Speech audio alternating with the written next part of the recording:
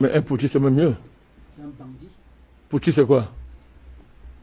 C'est la France qui vous donne l'impression, c'est comme Macky Sall. On a donné l'impression qu'un Macky Sall est un criminel. Un Macky Sall est un résistant. C'est un résistant, bien sûr.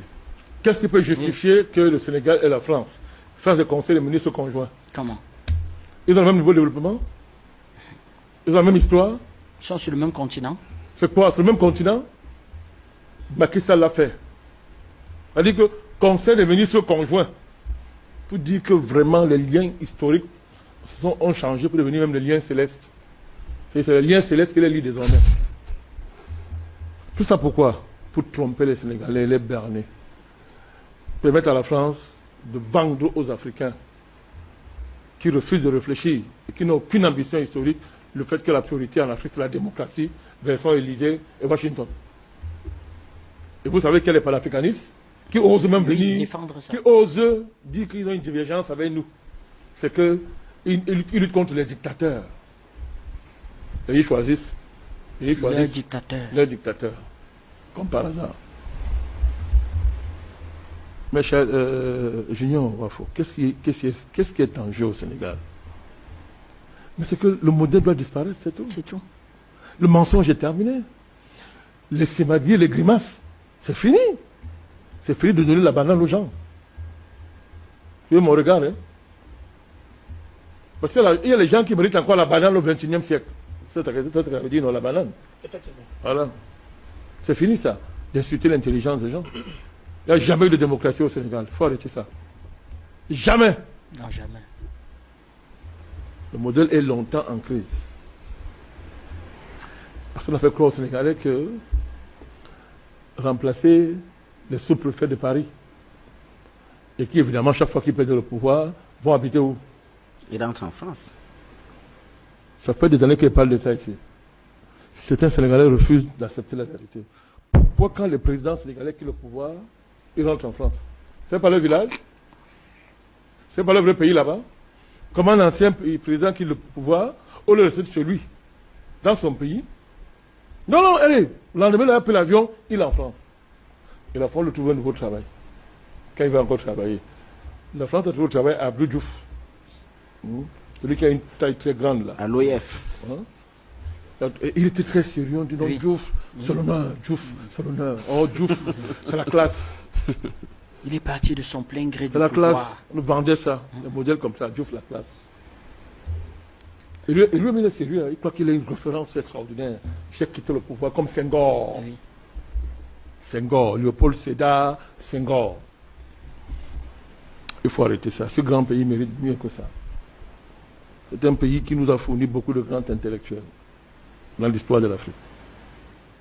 C'est le pays du grand Cheikh Anta Diop. Tout à fait. L'immense Cheikh Anta Diop. Il n'est pas le seul. Ça mérite mieux que ça. Mais la France est assurée que les Sénégalais ne puissent pas opérationnaliser le projet diopien. Parce que quand on dit Cheikh Anta Diop, les gens pensent seulement le scientifique. C'est un homme politique avec des projets politiques bien pensés, futuristes, Cheikh Anta Diop. Senghor l'a martyrisé. C'est ordre de Paris. On a martyrisé ce monsieur. Mais l'histoire l'a réhabilité. Donc, ce qui se joue au Sénégal, c'est l'effondrement d'un faux modèle qu'on a vendu aux Africains, que les soi-disant intellectuels africains ont accepté de porter et de vendre ça aux opinions africaines comme étant quelque chose de viable. Une démocratie dans un pays qui n'a aucune perspective économique digne de son nom et qui reçoit tout de Paris, en termes d'ordre, en termes de classe politique, en termes de modèle de pensée et tout, de Paris.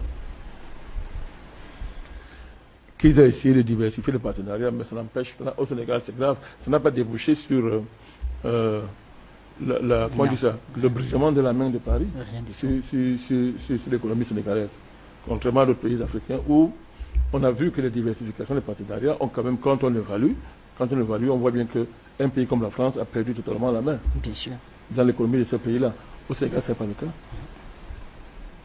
Donc, il n'est pas possible de démocratiser, je répète, je dis, les républiques de sauvagerie esclavagiste coloniale. Ce n'est pas possible. D'abord, ce n'est même pas leur priorité historique. Leur priorité, c'est la libération. Et la seule démocratie qui y vaille la peine, ce sont, je le répète, des démocraties de libération. Et chaque peuple le taille ça en fonction de son histoire, de ses réalités historiques. C'est ça qui intéresse ce fantôme. C'est ça le modèle. Et vous savez, je vous ai dit, la main du vrai Dieu est dans le combat que nous menons ici. Junior, la main du vrai Dieu. Et moi, je peux faire une émission, ça va vous surprendre. Non, bon, ça ne vous surprend pas. Sans citer ce nom-là. Pourquoi? Macky Sall sort sa cartouche de génie. Un nouveau génie, alors que M. Ouattara est allé en France s'entendre avec Macron pour faire la guerre aux 3 États du Sahel. Oui. Parce que la sortie de la CEDEAO est quelque chose que la France ne peut pas avaler.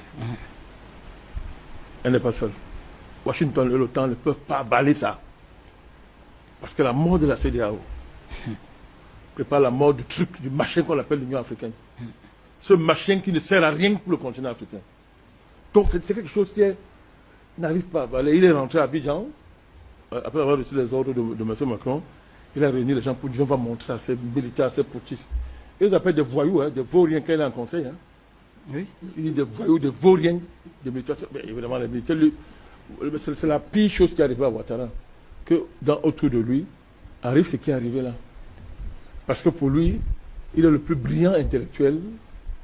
C'est le seul qui a fréquenté dans sa génération. Et il ne comprend pas comment en Afrique de l'Ouest, les militaires lui ont manqué du respect. Moi qui étais directeur général adjoint du FMI, le plus grand économiste du ciel et de la terre, oui, alors que c'est le plus nulard, nulard. Peu pas écrit 2 phrases à l'économie. On va rester courtois, président. En quoi est-ce discours, quoi? En quoi est-ce discours? Ne connais min famille bikaina ni te flaka me mo nga fo bamana na bebo me suna to abgana mo chama to mere ou mo go mere yani nga madame ne to abgana mba fe ka fo ko fla bete terroriste fla chama de be minu te terroriste fla bete terroriste de doni mo ya blekuna ko terroriste égal fla yé filila fla bete terroriste nya fo atko na shabe bete terroriste la Annere maraka, amaraka obala. Chabe beterussi la, fla bete terussi. Mais moi beterussi la, na odoma bula, afuka boala, na fafuita la, jabana chidro le. Ame kele que la bi, ame terussi kele la. Bonjour tout le monde. Donc je remercie les uns et les autres. Tabter Plakou dans son intégralité avec le président de m'avoir invité à cette activité importante. C'est-à-dire la mise en place de la nouvelle présidente des femmes du Bureau national de Tabter-Plakou. Je vous remercie vraiment pour ça. Mes seconds remerciements vont au président Abousso. Peut-être que vous ne le savez pas beaucoup, le ministre Abousso, le gouverneur Abousso, le tonton Abousso est sur tous les fronts pour se battre pour l'intérêt des peuples en général et de toutes les populations en particulier. C'est le lieu pour moi de reconnaître et de le remercier pour tout ce qu'il fait. Quand il y a des choses qui arrivent au peuple sur le terrain, il se lève. Quand il y a des difficultés, il se lève. Et il nous aide beaucoup avec ses conseils et ses orientations pour qu'on puisse trouver la solution. Je reconnais que souvent, on a des divergences de points de vue, mais c'est dans la diversité qu'on s'entend le mieux. Parce que l'objectif est le même, le bien-être de tout le monde. Donc je le remercie vraiment pour ça. L'autre remerciement, ça va dans l'esprit dans lequel il y a eu ce changement pour mettre en place une nouvelle femme, le bureau des femmes. Vous savez, en tant que ministre en charge des questions de réconciliation, tout ce qui se passe au sein des communautés attire mon attention. Donc, c'est avec intérêt que je suis l'évolution au sein des communautés, parce que c'est à travers les communautés et les associations culturelles qu'on peut atteindre les objectifs de réconciliation et de paix. J'ai suivi un peu le remous de cette élection au sein de Tabter-Plakou et j'ai vu avec quelle responsabilité et quelle sagesse ça a été géré et je vous remercie pour cette patience, cette compréhension. Le président Sow a dit quelque chose, je suis d'accord avec lui, ça a été repris par certaines. Vous savez, on peut trouver des solutions en activant le mécanisme traditionnel de résolution des conflits. Et c'est ça qui fait notre fierté, c'est ça qui fait notre force. Chaque fois qu'il y a une question qui arrive au niveau des tribunaux, des juges, ça veut dire qu'il y a un défaut quelque part. Sinon, avec nos griots, avec nos marabouts, avec nos imams, avec nos chefs traditionnels, avec nos anciens, nous pouvons régler nos problèmes avant que ça aille devant les lois. Voilà pourquoi il est extrêmement important d'activer les mécanismes traditionnels de gestion et de prévention des conflits. Et voilà pourquoi le président de la transition, dans sa sagesse infinie, a donné une journée spéciale aux légitimités traditionnelles parce que connaissant leur rôle dans la gestion de la prévention et de la résolution des conflits. Je tiens vraiment à vous dire que l'enjeu actuel de l'État du Mali en général, c'est le terrorisme. Notre préoccupation majeure est la lutte contre le terrorisme. Il est important de le signaler que chacun à son niveau doit contribuer à cette lutte. Le terrorisme n'est pas une question de race. Ce n'est pas une question de communauté. Ce n'est pas une condition d'individu. C'est un comportement qui fait d'un individu ou d'un groupe des terroristes. Et voilà pourquoi ça doit être combattu avec la dernière rigueur. Dans le terrorisme, on rencontre toutes sortes de races, toutes sortes de communautés. Il y a les Bambara, il y a les Peuls, il y a les Tamashek, il y a les Dogons, il y a les Sarakolés, il y a tout le monde. Je tiens à préciser également que la lutte que nous menons, c'est une lutte contre le terrorisme. Ce n'est pas une lutte contre les races, ce n'est pas une lutte contre les communautés. Ce n'est pas tous les Peuls qui sont terroristes. Il y a beaucoup de Peuls qui ne le sont pas. Il y a beaucoup de Peuls qui ne le sont pas. Et il y a beaucoup de terroristes qui sont autres que des Peuls. Il faut le reconnaître. Je tiens à rassurer Tabitel Pilakou que l'État va mener une lutte implacable contre le terrorisme tout en essayant, tout en préservant les droits de chaque communauté, incluant la communauté Peul. Avant de mettre fin à ce débat à mon niveau, vraiment je vous adresse mes derniers remerciements et je vous dis tout l'espoir que le gouvernement de transition a à travers les communautés pour la sensibilisation et atteindre l'intérêt commun qui est la paix, la sécurité et le développement. Je vous remercie.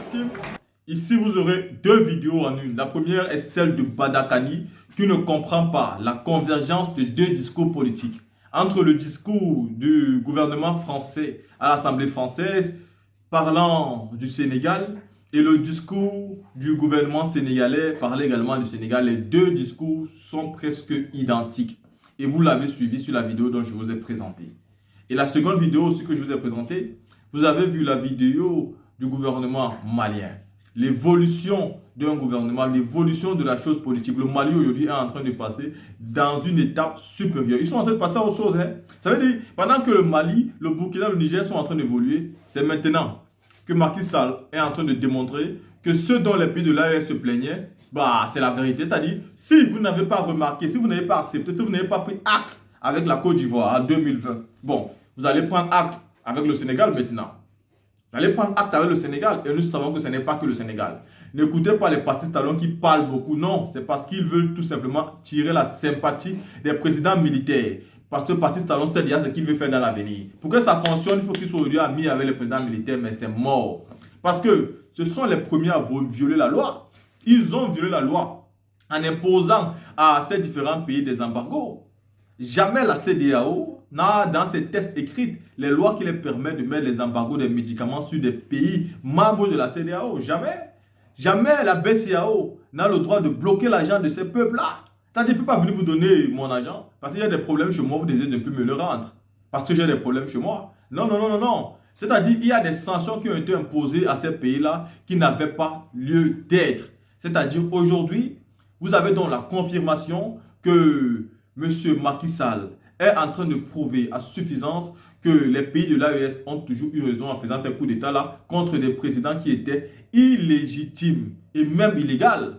Parce que les marionnettes qu'on met là-bas, qui nous obligent souvent à accepter ces personnes comme présidents, parce que si nous sortons manifestants, on va tirer sur nous comme ce qui se passe au Sénégal à l'heure actuelle, ils ne sont pas des présidents légitimes. Voilà, de l'autre côté, Badakani a aussi eu raison de se poser la question de savoir, mais pourquoi ces deux discours entre celui de la France et celui du Sénégal sont tellement similaires?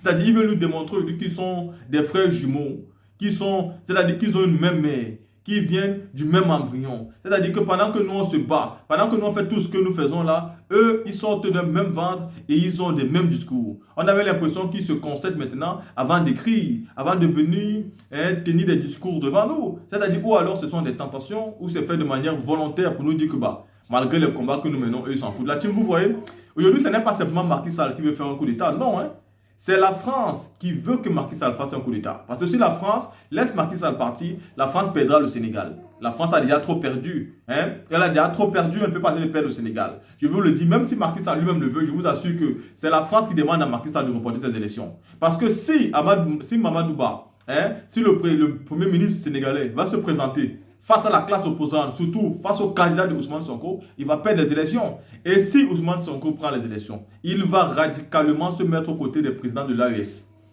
La France, c'est ça. La France, c'est ça. Et elle n'est pas prête à accepter ce genre de choses. Mais ça va arriver, tôt ou tard. Donc, Macky Sall aujourd'hui n'est pas loin de recevoir un coup d'État. À n'importe quel moment. Parce qu'il le mérite et parce qu'il est aujourd'hui en train d'abuser de la loi. La team, après avoir écouté toutes ces vidéos-là que je vous ai proposées, dites-moi ce que vous pensez en commentaire.